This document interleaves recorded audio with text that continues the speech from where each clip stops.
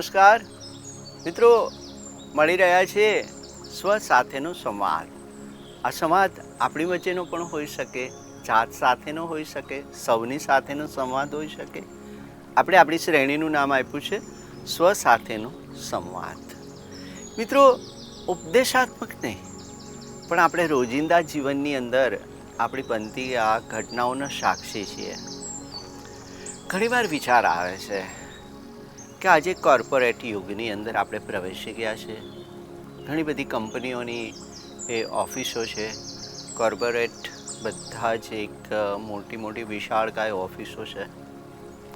સરકારી કર્મચારીઓ છે. જુદા જુદા એકમોની અંદર આપણા આ ભાઈઓની સાથે આપણે કામ કરીએ છીએ. થોડી વાતો ચાલો ને આપણે આપણી આજુબાજુના લોકો જ વિશે કરીએ. આજે આ વાત છે સંવાદની. વાત ક્યારેક સ્વ સાથેની હોય, ક્યારેક આપણા બધા વચ્ચેની સાથેની હોય. તો મારે આજે વાતો કરવી છે થોડી આપણી આજુબાજુ, આપણી સાથે ખભે ખભો મિલાવીને કામ કરતા આપણા સહકર્મચારીઓ સાથેની. મિત્રો, ઘણીવાર એક આપણે સંઘર્ષમાં ખોટે ખોટા ઉતરી જતા હોઈએ છીએ. એક કહેવત છે કે મગરને સાથે સંકળાયેલી છે કે પાણીમાં રહેવું અને મગર સાથે વેર. આ તો સંભવી જ નથી શકતું ને કે રહેવું છે એક છત નીચે અને છતાંય લોકો નાના નાના પોતાના પ્રેજ્યુડાઇસ છોડી નથી શકતા હોતા. એટલે આપણે જે કામ કરવાનું જે સ્થળ છે ને એ ખોટે ખોટું તણાવગ્રસ્ત લાગે છે, ખેંચાણ અનુભવતું હોઈએ છે. ચલો આજે આ તણાવને આપણે હળવો કરી દઈએ અને છોડી દઈએ. આજથી આપણે આપણા પ્રેજ્યુડાઇસ, એક અંતર્મનમાં વાળેલી ગાંઠોને આપણે આજે છોડી નાખીએ. મિત્રો, આપણી ઓફિસની અંદર બધા જ છે, સ્ત્રી અને પુરુષો. જ્યાં લિંગ ભેદથી પર આખું જ્યાં વાતાવરણ હોય, તો આ વાતાવરણને આપણે એક સાયુજ્ય, એક સમાધિ ન બનાવી શકીએ. અને એના માટે શું કરવું છે? એક સ્મિત.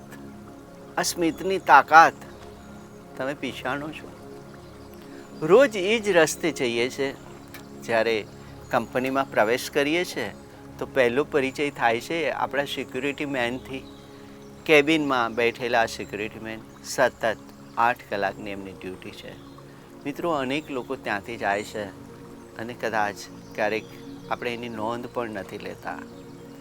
એક કર્મચારી આપણો સંરક્ષક છે, આપણા માટે એક કેરટેકર છે. આપણા વ્હીકલની, આપણી નાની મોટી વસ્તુઓની અંદરથી બહાર જતી દરેક અવર જવરના એ સાક્ષી છે. મિત્રો, અંદર પ્રવેશતી વખતે હાય હલ્લો કે એક સ્મિત એના માટે ન આપી શકીએ? મિત્રો, એનો થાક ઉતરી જશે અને એ જ તો વેલકમ કરે છે આપણને સવારમાં. મિત્રો, આપણે પ્રવેશી ચૂક્યા છે આપણે કંપનીના એ પ્રાંગણની અંદર આવીએ છીએ. એટલે જે સાથ સહકાર આપણને દરરોજ આપે છે, જે સ્વચ્છતાની સાથે જોડાયેલા આપણા કર્મચારીઓ છે, જે આપણા વોશરૂમને સ્વચ્છ અને એકદમ સરસ રાખે છે, ફ્રેશ રાખે છે, એ કર્મચારીઓ પ્રત્યે આપણો ભાવ કેવો છે? આપણે કામના ભેદ પાડી દીધા છે, નિમ્ન સ્તરનું ગણીએ છીએ. એટલે ઘણીવાર એક ખોટે ખોટા એક રૂઆબની અંદર આપણે એમને એવોઇડ કરતા હોઈએ છીએ, અથવા તો એમની તરફ એક હળવાશ રીતે આપણે એ વિચારતા હોઈએ છીએ, ના મિત્રો, આ લોકો તો આપણા સ્વાસ્થ્ય સાથે જોડાયેલા છે. કદાચ તમને થોડા વધુ પૈસા આપશે તો તમે શું આ કામ કરી શકશો? ના, નહીં. આપણું નાકનું ટીચકું ચડી જાય છે. થોડી ઘણી પણ એ દુર્ગંધ આવે તો આપણે અકળાઈ ઉઠીએ છીએ. મિત્રો, આ લોકો આપણા માટે આ બધું સ્વચ્છ રાખે છે અને છતાં પણ એ તો એનો ઉપયોગ નથી કરતા. એ તો આપણા ઉપયોગ માટે રાખે છે.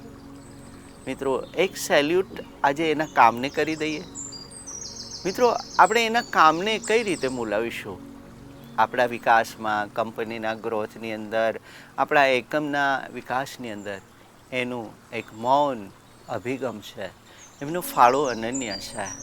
એ છે તો સ્વચ્છતા છે, એ છે તો આપણું સ્વાસ્થ્ય ઠીક રહે છે અને એમના કામની અંદર એ મસ્ત છે.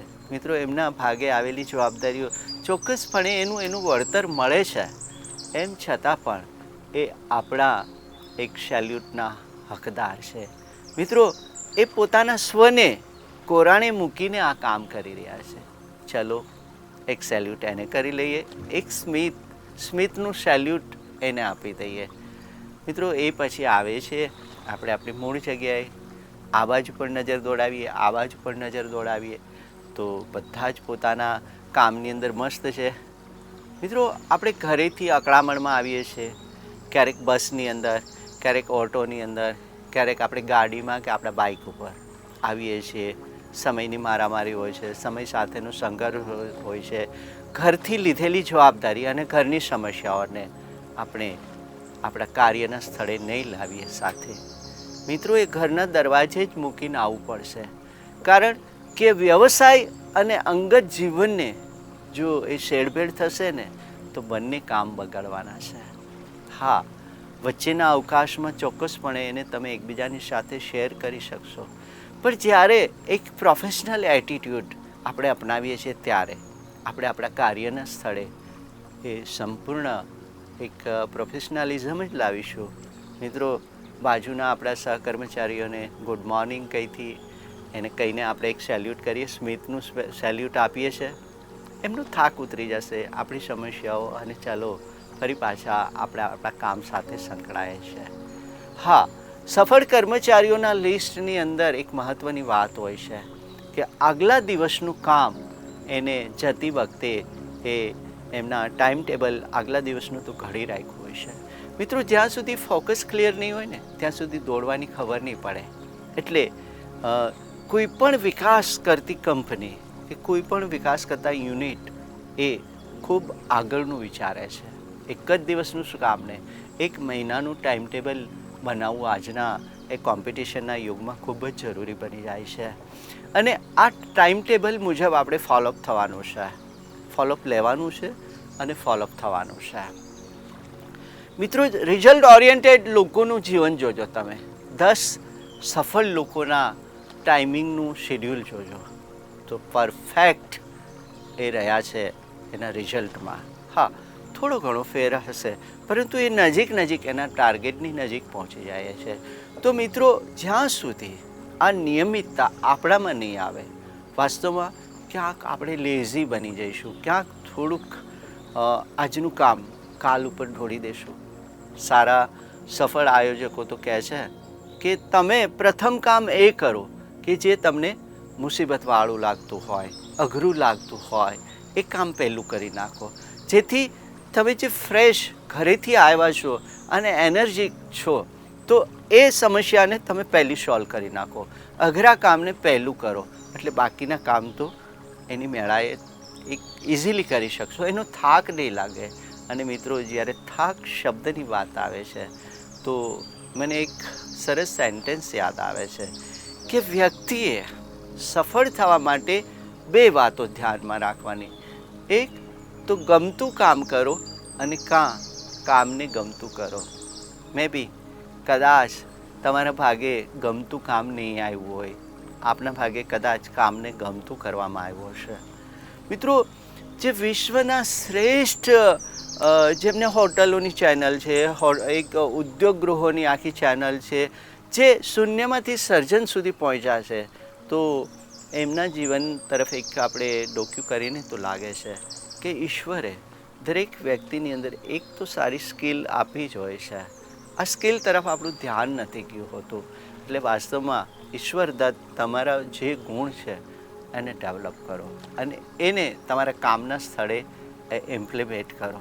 આજે નહીં તો 4 દિવસ પછી તમારી નોંધ લેવામાં આવશે, તમારી નિયમિતતાની નોંધ લેવામાં આવશે.